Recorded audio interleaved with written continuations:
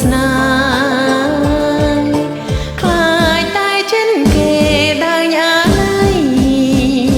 ស្នេហ៍ឃ្លាឆ្ងាយឆ្ងាយពីប្រាណខានជួបភៀង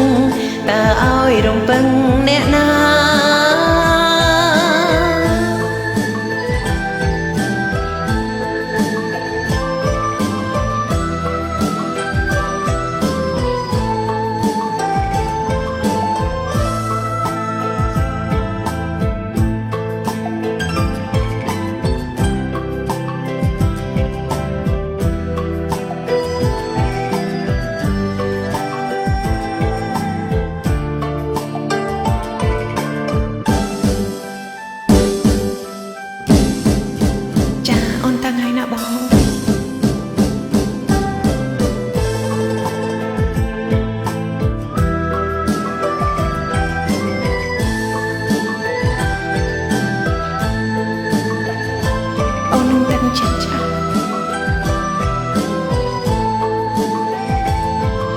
ខ្លួ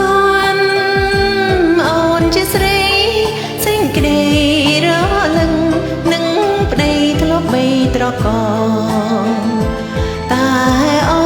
នមិនអាចកត់ខាំងបងនេះម្ដងមិនឲ្យអូនព្រួយប្តេញបាន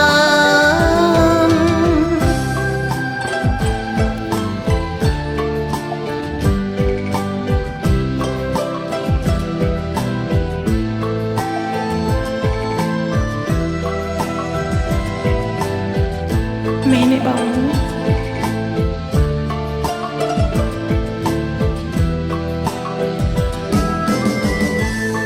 ងកុំភ្លេចអូនណាអូននៅរងចាំបងជានិច្ច